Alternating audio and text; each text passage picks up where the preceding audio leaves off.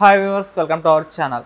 జగన్మోహన్ రెడ్డి గారు తనకు ఓటమి తెలిసిపోయింది, ఐపాక్ కూడా దుకాణం సరిదేసింది, వీళ్ళకి పనిచేసిన ఐపాక్ కూడా వెళ్ళిపోతుంది అన్న వార్తలు అయితే బలంగా వినిపిస్తున్నాయి. అసలు ఏం జరిగింది, ఏం జరగబోతుంది? సో ఇదే అంశం మీద డిస్కస్ చేయడానికి ప్రజెంట్ మనతో పాటు సీనియర్ జర్నలిస్ట్ జయదేవ్ గారు ఉన్నారు. వారితో డిస్కస్ చేద్దాం. సార్ నమస్కారం. సార్ నమస్తే సార్, ఐపాక్ మరి జగన్మోహన్ రెడ్డి గారికి వర్క్ చేయడం చూసాం, వాళ్ళు కూడా దుకాణం సరిదేసి వెళ్ళిపోతున్నారు. జగన్మోహన్ రెడ్డి గారికి ముందే తెలిసిపోయింది ఓటమి అని చెప్పేసి వార్తలు రావడం చూస్తున్నాం కదా సార్, అసలు ఏం జరిగింది సార్? ఐపాక్ అనేది ప్రశాంత్ కిషోర్ గారు అక్కడ స్ట్రాటజిక్ మేనేజర్గా ఉన్నప్పుడు ఒక వెలుగు వెలిగింది. ఆ పాచికలు కూడా కొన్ని పారాయి. అంటే ఒక డిఫరెంట్ స్ట్రాటజీతో వెళ్ళారు. ఎలా అంటే సొంత పార్టీలో ఉండే వాళ్ళతోనే ఒక యాంటీగా ఒక సోషల్ మీడియా పోస్ట్ చేయించేసి మళ్ళీ వీళ్ళతోని దుమ్మెత్తిపోయిస్తారు. చూసేవాళ్ళకి ఎలా ఉంటుంది, ఆహా ఇది ప్రతిపక్ష వాళ్ళు చేయించారేమో అన్నట్టు ఉంటుంది. కానీ కాదు, వీళ్ళ నుంచే. ఇప్పుడు చూడండి ఈ సినిమాల్లో ఊరికే అల్లరి రాగొట్టడానికి ఆ జనాలందరూ ఒకటి వీళ్ళు మనుషులే ఒకరు ముగ్గురు నలుగురు చేరిపోయి రాళ్ళు రువ్వడం, ఇష్యూ చేయడం గట్రా చేస్తారు. ఇలాంటివి చాలా స్ట్రాటజిక్ ప్లే చేశారు. దాంట్లో భాగంగానే ఈ కోడికత్తి అంశం ఇవన్నీ కూడా అనుకున్నారని చాలా సందర్భాల్లో మనం చూసాం, వార్తల్లో కూడా చూసాం. దాన్ని కోడికత్తిగా కూడా కామెడీగా చేశారు, ట్రోల్స్గా. అంటే చిన్నగా ఉంది కత్తి అని. ఆ కోడికత్తి శ్రీని గారు కూడా రీసెంట్గా బెయిల్ కూడా రావడం అది మనం చూసాం. అయితే అటువంటి స్ట్రాటజీకి ఇది చాలా వరకు ప్రశాంత్ కిషోర్ గారు ఉన్నప్పుడు ప్లే చేసినవి మరి అప్పుడు వర్కౌట్ అయ్యిందేమో, అన్ని రకాలుగా కలిసి వచ్చిందేమో తెలియదు. కానీ ఆ తర్వాత ఆయన బయటకు వచ్చిన తర్వాత అదే ఐపాక్ సంస్థ అయితే ఉంది, బట్ దాన్ని వేరే వాళ్ళు ట్యాకిల్ చేయడం సీరియస్గా ఉంటారు కదా. సంస్థ ఉంటుంది కానీ ఉద్యోగం వెళ్ళిపోయిన తర్వాత బట్ కీలకమైన ఉద్యోగిని కాపాడుకొని ఉంచుకోవాలి ఏ సంస్థ అయినా. రెండిట్లో గొప్పతనం ఉంటుంది, బట్ అది లైట్ తీసుకున్నారేమో, లేదంటే ఎక్కడ విభేదాలు వచ్చాయో బయటకు వెళ్ళిపోయారు ప్రశాంత్ కిషోర్ గారు. ఆయన మళ్ళీ వేరేగా స్ట్రాటజిక్గా ప్లే చేశారు. తర్వాత సునీల్ కొనుగోలు లాంటి వ్యక్తులు వేరే వాటికి పనిచేయడం గట్రా మనం చూసాం కూడా.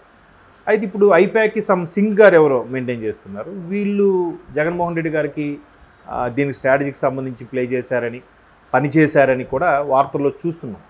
అయితే ఇక్కడ ఏంటంటే మ్యాక్సిమం సర్వే లాంటివి ఇంతకుముందు ఏదైతే స్ట్రాటజిక్ ప్లే లేనిది ఉన్నట్టుగా, ఉన్నది లేనట్టుగా, ఫేవర్గా లేకపోయింది కూడా పాజిటివ్గా వచ్చేలాగా ఎట్లాగా.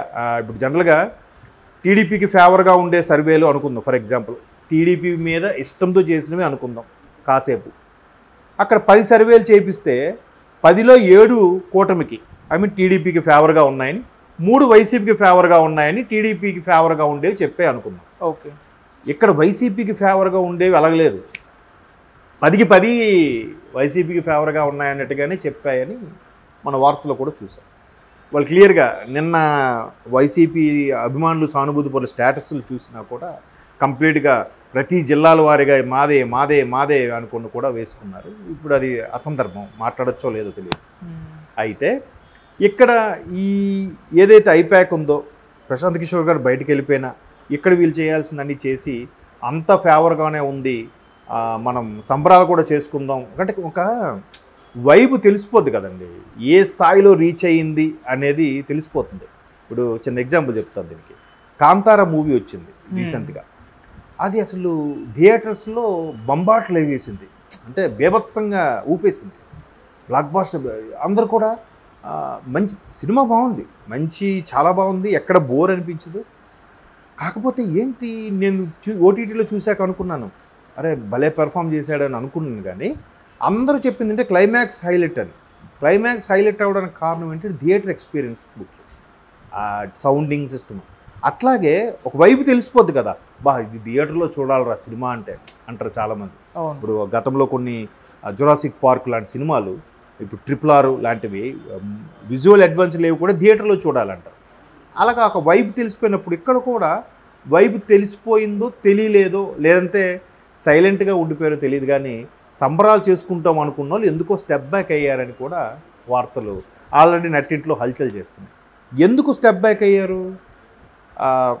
ఇప్పుడు మాకు పని చేయాలి, మాకు ఎన్నికల విభాగంగా సోషల్ మీడియాకు సంబంధించి, లేదా మనకి బాగా జనాలకు రీచ్ అవ్వడం గురించి స్క్రోలింగ్లు కానీ, యాడ్స్ కానీ, బ్యానర్లు కానీ, పోస్టర్లు కానీ, లేదంటే డిఫరెంట్గా ఉండే అడ్వర్టైజ్మెంట్స్ కానీ, షార్ట్ ఫిల్మ్స్ కానీ, ఇట్లా రకరకాల ఇవాళ డిజిటల్ మీడియా అని కొత్త పొందులు దొక్కుతుంది కదా పబ్లిసిటీ విషయంలో.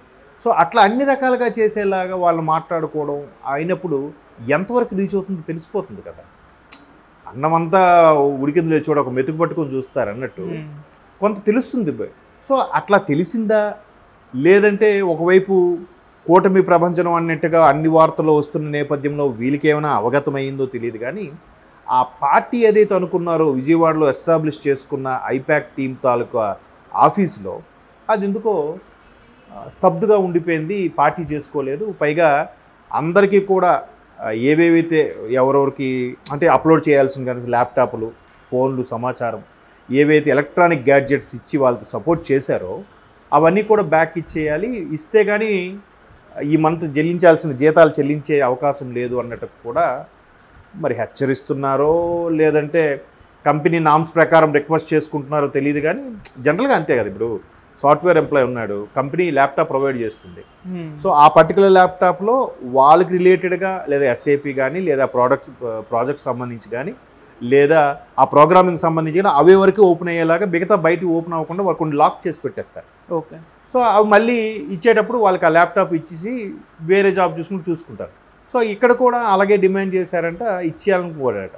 మరోవైపు జగన్మోహన్ రెడ్డి గారు కూడా విదేశాలకు వెళ్ళిపోతున్నారు అన్న వార్తలు కూడా వస్తున్న నేపథ్యంలో చూచాయిగా వీళ్ళకి మరి నిరాశలోకి వెళ్ళిపోయారా లేదంటే ఎక్కువగా సీట్లు గెలుచుకోలేరని అనుకుంటున్నారా తెలియదు. కానీ అటువంటి వార్తలు అయితే ఎక్కువగా వినిపిస్తున్నాయి. అందుకే ఐపాక్ టీము భారీగా ప్లాన్ చేసిన పార్టీని కూడా ఎందుకు ఇప్పటికే ఎంత ఖర్చు అయింది, మళ్ళీ దానికి ఇంకెంత ఖర్చు అన్నట్టుగా కూడా ఆగిపోయారని, ఆ తర్వాత ఇంకా కొన్ని కోట్లలో వాళ్ళకి చెల్లించాల్సింది ఉంది, అవన్నీ గ్యాడ్జెట్స్ అన్ని రిటర్న్ ఇస్తే కానీ ఆ రిమైనింగ్ అమౌంట్ పే చేయరన్నట్టు కూడా అంటున్నారు. బట్ ఆ రిమైనింగ్ అమౌంట్ పే చేయడానికి ఆల్రెడీ ఆయన ఐపాక్ సంబంధించిన సింగ్ గారు ఎవరు ఉన్నారో అతను ఆల్రెడీ లాబింగ్ చేస్తున్నారంట రిమైనింగ్ పే చేయడానికని.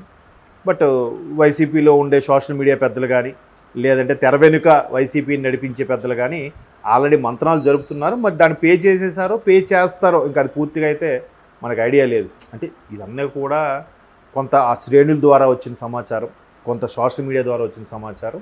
నిప్పులేందే పొగరాదు. కొన్ని సందర్భాల్లో అవి కొంతవరకు దగ్గరగా సమాచారం రీచ్ అయ్యే అవకాశం ఉంటుంది. కాబట్టి అది బాగా మనకే వస్తుంది ఫేవర్గా అనుకున్న ఊపు, ఉత్సాహం, ఆ సంబరాలు చేసుకునే ఇదైతే అక్కడ ఆ శ్రేణుల్లో కనబడటం లేదు. ఓకే. లేదంటే ఇప్పటికే తెలిసిపోతుంది కదా చూచాయిగా ఎలా ఉంటుంది ఏంటనేది ఒక ఇది ఉంటుంది. అఫ్కోర్స్ చాలా టైం ఉంది ఇంకా మనకి కౌంటింగ్కి. ఈలోగా ఎంతవరకు రీచ్ అవ్వగలుగుతాం ఏంటి, ఇంకా మరి వేరే ఆప్షన్స్ లేవు. ఆల్రెడీ ముందే పోస్టల్ బ్యాలెట్ కూడా అయిపోయింది. పోస్టల్ బ్యాలెట్లో కూడా ఈసారి ఎప్పుడూ లేనిది నాకు తెలిసి 4.5 లక్షల మంది ఉద్యోగులు పోస్టల్ బ్యాలెట్ వినియోగించుకున్నారు. ఎప్పుడు ఏం వెళ్దాంలే ఏం చూద్దాంలే అనుకునే వాళ్ళు ఆ స్థాయిలో వినియోగించుకోవడం అనేది కూడా